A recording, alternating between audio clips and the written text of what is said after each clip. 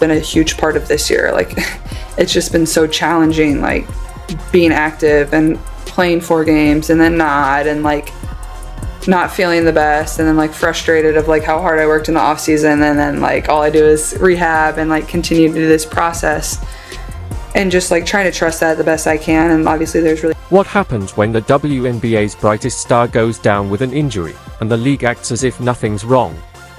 Caitlin Clark just addressed that question in her most candid interview yet, sitting down with Subbird to discuss her struggles. For the first time, she opened up about the emotional weight of being thrown into her 30th game without proper preparation, and how that experience gave her a deeper understanding of what her injured teammates endure. Clark described the difficulty of watching from the sidelines while league viewership shifted in her absence, highlighting both the mental strain and the broader impact of her absence on the WNBA. Her vulnerability in this conversation underscores the personal cost of her injuries and the uncomfortable truth about her outsized importance to the league. Should the WNBA do more to protect its players or change its officiating? Share your thoughts below.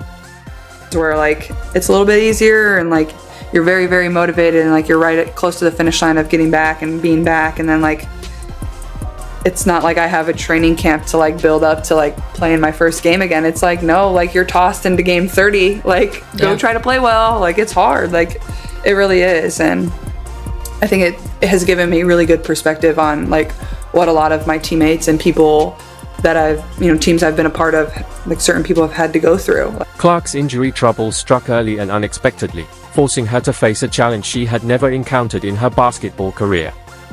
What began as a left quad issue in preseason quickly spiraled into a season-defining battle. She missed 5 games from May 28 to June 10 with a quad strain, only to suffer another setback, a left groin injury that sidelined her for 4 regular season matchups and the Commissioner's Cup final from June 26 to July 5. The breaking point came with a right groin injury on July 15, which has kept her off the court ever since. More than any physical pain, it was the stop-and-go nature of the season that tested her mental toughness like never before. That's probably why it's been so hard, because like I've never really dealt with injury, and that's probably been a challenge in itself, because like when I first like was feeling pain, like I didn't understand it. Like I didn't know. I was like, am I just tight? Like, am I just getting old? Do I need to hit a stretch? Do I need to get like a little rubbed out? Do I need some icy hot? Like, what's going on here? So I think it's been a balance of like understanding my body. And I know like, whether it's this year, whether it's next year, and even throughout. The uncertainty ended up shaping Clark in ways she never anticipated. For someone who never missed a college game, she was suddenly confronted with the unforgiving physical demands of professional basketball. In her interview with Subbird, she captured the experience bluntly. "It's not like I have a training camp. You're tossed into game 30. No usual ramp-ups, just trust your body and hope it holds when you step back on the court." For Clark, the most agonizing part wasn't the injuries themselves but the stop-and-go rhythm of a season that refused to let her find her footing. Early on with the first couple injuries, I was like, oh, like I need to get back. But I think like my mom texted me like after this last injury, and like they know how hard it's been on me, but my mom was like, you've taken so much time for everybody else, like you have to take time for yourself now. So just trying to do that the best I can. Amid the struggle, a message from her mother struck a chord. "You've taken so much time for everybody else. You need to take time for yourself now." Those words carried a weight Clark had never felt before. The pressure to rush back was no longer just about basketball, it was about learning to put her own health above everyone else's expectations. That moment became a turning point, reshaping how she saw her role, her responsibilities, and her limits.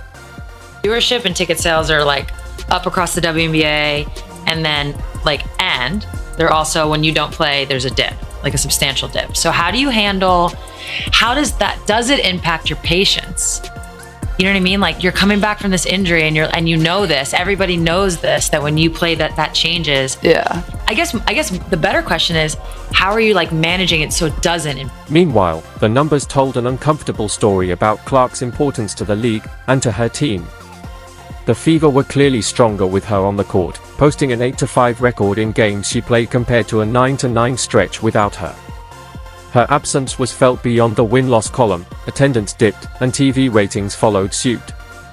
The May 17th matchup against the Sky, which drew roughly 2.5 million viewers, stood as one of the WNBA's viewership peaks, while later games without Clark and other stars averaged closer to 1.5 million on ABC. On the court, the Fever battled to stay in playoff contention without their primary scorer and playmaker, at times fielding just 9 healthy players as league roster rules limited hardship signings. It's been hard. Yeah. Well, like, I'm gonna go to every road game no matter what, like whether I'm playing or not. Like, and it's hard because obviously I do feel this like responsibility of like being out there and playing, and like, not that I like think there's like a fear of any of this ever going away. Like, that doesn't happen when like LeBron or Steph get hurt. Like, they're always gonna be there. No, like, they'll you know, be back. yeah, exactly. So, but like, you do want to play. Like, you want to give people something to cheer about or scream about, or, you know, people spend so much time and money and resources. The experience gave Clark a deeper appreciation for what her injured teammates had endured, and exposed just how heavily the league leaned on her presence. Without her explosive scoring and sharp court vision, the Fever's offense became easier to predict, forcing teammates into roles they weren't fully prepared to handle. Their 5th place standing grew more fragile with every game she missed. Yet through it all, Clark stayed quiet about her struggles, until now, when she finally chose to break that silence in a way that caught everyone off guard. See people continue to show up, and like, for my teammates, whether they're like fans of the Fever or just fans of myself, like, they're continuing to show up and support, and like, that's why I've been trying to take as much time as I can. Like, I sign autographs for way longer when I'm hurt than when I'm active. So that's never something I like wish for, but like, you know, I still want to make as much time as I can for people, and, you know, give them something that they can. When Clark sat down with Sue Bird, the conversation quickly veered into unexpected territory, leaving league executives on edge. Her candid remarks about officiating revealed a side of her leadership few had seen. Bird asked how she stayed engaged on the sidelines during her injury absences, and Clark's response was as fiery as it was revealing. With a grin, she admitted she wasn't just coaching her teammates, she was coaching the refs. Then came the punchline, "I'd make a good ref. I wouldn't miss a call." The words lingered like a direct challenge to league headquarters. Sideline, quote-unquote coaching. What do you think? More so coaching the refs. Yeah. Now that Clark stands as one of the WNBA's biggest draws, her words carry weight across the league. Her critiques weren't just frustration in the moment, they blended humor with conviction, backed by her basketball IQ. Clark had studied film. She knew what fouls looked like. She understood positioning and contact better than most. Speaking up about discrepancies wasn't simply about her own calls, it was about shaping the game itself. From the sidelines, she watched whistles fall inconsistently against her teammates and spotted patterns in how contests were officiated. And after enduring hard fouls and what she considered cheap shots during her rookie season, Clark's voice gained urgency. She wasn't just playing the game anymore, she was trying to influence how it was called. I feel like I would be a really good ref, though, from the side. Yeah. Like, I wouldn't miss the call. Clark's subtle jab was part of a larger frustration that had simmered across the league for years. Players had long whispered about inconsistent officiating, but Clark gave those concerns a powerful voice. With her platform and influence, her words landed differently, and league executives took notice. The WNBA couldn't afford to alienate its brightest star, yet it also couldn't ignore her direct challenge to the referees, but Clark's criticism of officiating was only the surface of a deeper reality she had been living. The physical punishment she endured went well beyond the usual rookie treatment, and the toll was beginning to show. Both her debut season and her sophomore campaign revealed a troubling pattern in how the league's marquee player was being defended. This wasn't simply about adjusting to the pros. It was about surviving a level of physicality that felt targeted, personal, and systematic, where every game brought challenges that went far beyond ordinary defensive pressure. So obviously I have the first injury, and I sit out 4 games, and then I come back and I play really well. Yeah. And I feel really good. And like, even this beginning of the year, like, I played great. Like, I started the year really good. Like, I felt really great. Like, my numbers were great. I was shooting the ball well. And then I get hurt, and it's like, okay, like, you gotta get healthy, whatever. You're like, I'm gonna do whatever I can, you know, to get back to what I was doing and whatever. Clark, and many observers, felt the physicality she faced went beyond the norm. Opponents hounded her with relentless full-court pressure, traps, and angled forcing that altered how she found her shots and steadily wore her down. What she endured wasn't the typical, "welcome to the pros" treatment. It was systematic. Teams built game plans around exhausting her, using physical pressure as their primary weapon rather than relying on pure skill or defensive schemes. For Clark, every possession became less about basketball execution and more about enduring the grind. I think just how much I was getting pressured. Like, it was just like constant full court.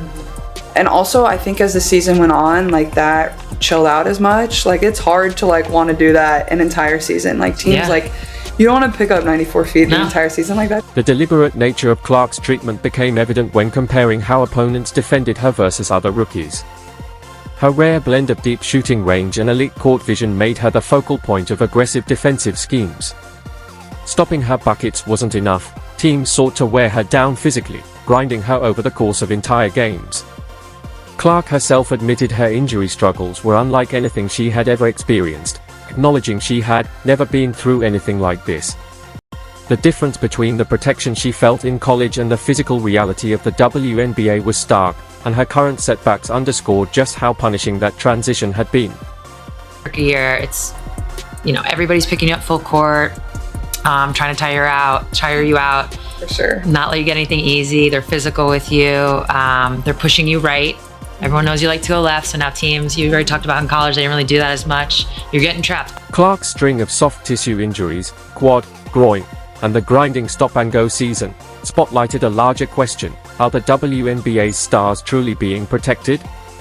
Both she and her teammates have voiced frustrations over questionable calls and non-calls, with Clark especially vocal from the sidelines about what she views as inconsistent officiating. The cumulative toll was unlike anything she endured in college, and her story forces an uncomfortable conversation about how the league balances physical play against player safety. When the face of the league repeatedly goes down, it raises troubling questions about priorities at the highest level. By breaking her silence and speaking candidly about these experiences, Clark signaled a turning point, not just in her own approach to protecting herself, but in the broader dialogue about how the WNBA safeguards its most important players. I think that's been like the hardest part, has just been like the stop and go of everything. Like, and also like with the type of injuries that I've dealt with, like there's no real, it's not like 6 weeks. All right, you're coming back for the Connecticut Sun game on August all about how you 30th feel in the moment. Or whatever. It's like, how do you feel? Like, and even like when I have been back, like I don't know how I'm gonna feel the next day after playing, like when you're dealing with like these type of injuries. So I think just like the patience of dealing with all of that and giving myself a lot of grace. And Clark's candid interview shifted the narrative from stats and highlights to deeper questions about player health, officiating, and how the league protects its biggest stars. By speaking openly about her struggles, she set a new standard for player advocacy that the WNBA can no longer ignore. In her absence, the Fever have managed to stay afloat in the playoff picture, with Aaliyah Boston, Kelsey Mitchell, Lexi Hull, and Sophie Cunningham stepping up when needed most. That's also been really good for me too, is like when I do go out before games and like sign autographs and like see all the young kids or fans or whoever's come to the games, like it just like gives me a really good perspective on everything and maybe gives me a little bit of motivation and just being thankful for everything that I have, like, and very thankful for like my fans and just the fans of the WNBA, of like how they can constantly continue to support and truly just want the best for me too at the end of the day. Like, That resilience, paired with Clark's newfound honesty, provides real hope for when she returns at full strength. So what do you think? Should the WNBA change officiating or do more to protect its players? Share your thoughts in the comments below. Don't forget to like, subscribe, and hit the notification bell so you never miss an update. Click the video on screen, and we'll see you in the next one.